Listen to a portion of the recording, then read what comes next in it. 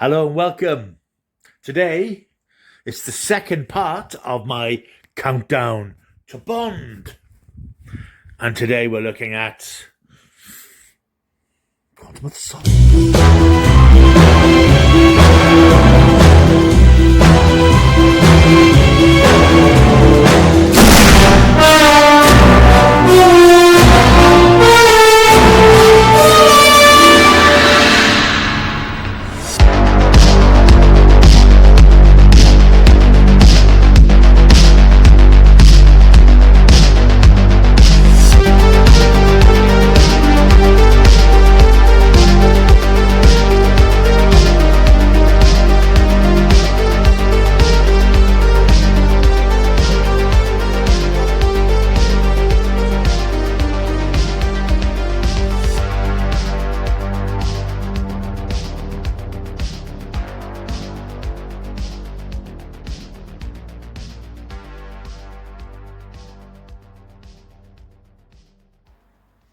Quantum of Solace, then, the second Daniel Craig Bond movie, released in 2008 and directed by Mark Forster, with guest turns from Olga Kurylenko, Gemma Arterton, I think his name is Mathieu Almaric, playing the villain Dominic Green, and, of course, Judi Dench back as M. A much-maligned film, this one. I think looking at Quantum of Solace, and I haven't seen it since 2009, probably 2008, 2009, you have to bear in mind that the production, the period of production. This was in the middle of the writer's strike. I think the script was unfinished when they were filming. So it has a certain cut and paste feeling about it. But it's been much maligned over the years. People throw their hands up in despair when you mention Quantum of Solace. No one's really got a good word to say for it. Until now. I've just rewatched it, a second part of my countdown to Bond, with No Time to Die on the way next week. And I have to say that I quite enjoyed it. I enjoyed it at the time, you see. I liked it at the time, and I haven't revisited it because I haven't felt the need to. And I just assumed that I'd miss what was so bad about it at the time, and it really is a terrible film. Now, I'm not saying that it's perfect. It certainly isn't perfect. And I understand the criticisms that are made, and I agree with those criticisms. Mark Forster, I think, entered into this film with a script that wasn't complete, with a story that wasn't complete. And I think he went overboard in terms of the action sequences. Now, it's always criticised for the sort of choppy editing of the action scenes, and there's no denying that the action scenes are a mess. So it's a shame because that's what Bond is famous for. And I think this film is full of some great action sequences. There's a couple of really good fight scenes, particularly at the beginning of the film. There's a terrific sort of aerial sequence towards the end of the film. And the finale in the villain's headquarters is quite spectacular. But I think Forster has overcompensated. And I think he feels that he has to be the editing has to be too choppy and too fast. The camera doesn't stay on anything for longer than a second or two, so sometimes it's quite difficult to work out exactly what's going on, which is a shame because I think what is going on generally is quite interesting. I think these good action sequences, and if they'd been covered properly, they would have been classic Bond action sequences, but I think they've been let down by this strange, urgent direction that Forster imposed upon these scenes. And it's very odd because elsewhere there's a lot of very good stuff here. And now, interestingly, it is, of course, a direct sequel to Casino Royale from a couple of years before. It literally carries on virtually from the moment that finished with Bond in the immediate aftermath of the death of Vesper Lynd. It literally carries on from that. And that's interesting because we've not had that in a Bond film before. This is the first time we've had this close connection. And of course, I think we'll probably see next week that Daniel Craig's films are all connected in some way. It's like one long sort of story.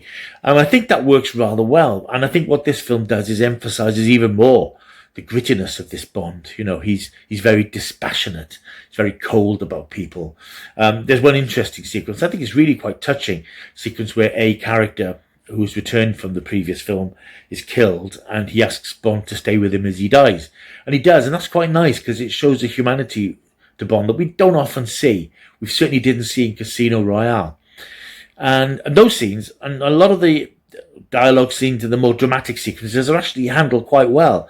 You don't have that desperate editing. It's more languid and it takes its time. And I think if we'd had more of that and less of the frantic editing, I think this film would have a better reputation. In terms of the plot, I mean, it's fairly pedestrian by Bond standards, but then I think that's what they were going for and have been going for in this era. The villain Dominic Green is this apparently philanthropical guy who, his name is Green, so it sort of evokes the green movement and sort of the green, saving the earth thing that we have at the moment. And we have had for some time. But he's actually a terrorist and part of this quantum organization.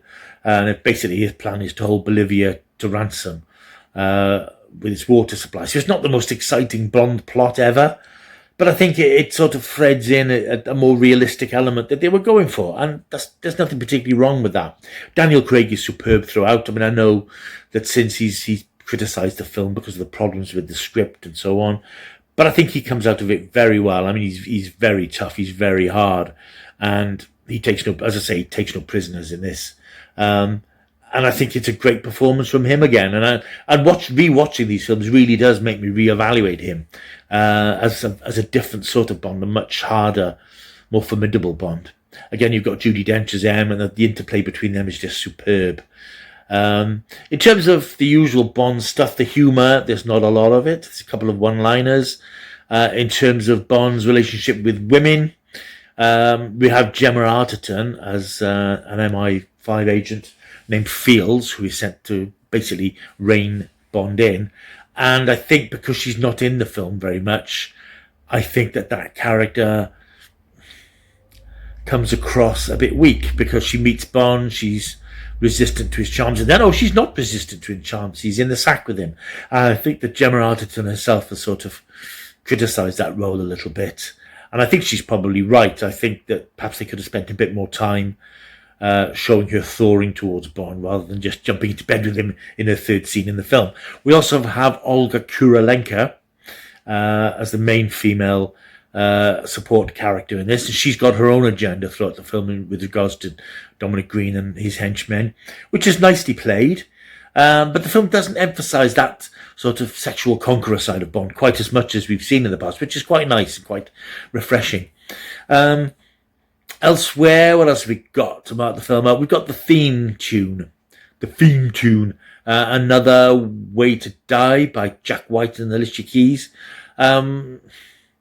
Forgettable, but when you watch it and when you hear it, I mean, obviously I was watching it in my cinema room with the sound cranked up on a 100-inch screen, and it sort of works. It's a bit grungy, it's a bit raw, but I think it has that essential Bondness about it. So I think it's not as bad as it's, again, as with the whole film, I think it's not as bad as we often make it out to be. And the other point to make about the film, really, I suppose, is its short running time. It's 104 minutes. It's certainly the shortest Bond film. Really little much more than 90 minutes, which is unusual. We're used to Bond films now. The new one, I think, is 2 3/4 hours, which may well be a test of endurance, unless it's particularly good, and I'm hoping it will be. But I would say, having rewatched Quantum of Solace, I would put my hand up and say it's not a bad film. It really isn't. If you haven't seen it for a while, take a look at it again. I watched it on Blu-ray. So obviously the picture quality is good, the sound quality is great. It's not the best Bond film, but for me, it's more enjoyable than things like Moonraker, View to a Kill. Some of those lazy, later Roger Moore films are probably even better than The World Is Not Enough and Die Another Day, the last couple of Pierce Brosnan films. So I would say, give it another look. I think it's time to reevaluate this film. There's a lot of good stuff in here. You can certainly see the creative mistakes that were made. And I think Bond very much lives or dies by its action scenes. And I think they are fudged in this film. But I think there's enough other interesting stuff going on here to make this really not a bad Bond film. And it gets, from me, a big fat 6 out of 10, which isn't bad. I was expecting to give it a 4. Because I knew that I'd liked it at the time to an extent, but I thought, well, yeah, perhaps I was wrong because the critics have really taken a hatchet to it ever since. But it's really not that bad. So that's 2 down, 2 to go. I shall be tackling Spyfall next. hopefully on the weekend, get a video up for you Saturday, Sunday time, and then Spectre beginning of the week, readying us for No Time to Die on Wednesday. Anyway, hope you've enjoyed this video. If you have, 1, take a look at Quantum of Solace again. It ain't that bad. 2, like and subscribe to this channel. It would be great if you would subscribe, because that would really help the channel grow. And leave a comment. Always nice to hear from anybody who's persevered through these videos. Apologies, incidentally, to some of the lighting problems I seem to be having. It doesn't seem so bad here in the cinema room, but up in my office, it's the lighting's taking a dive, so I'm going to try and do more stuff down here if I can. Anyway, that's me from now. Part 2 of Countdown to Bond. Part 3 coming up soon. And until I see you next time, hey, you keep taking the stuff.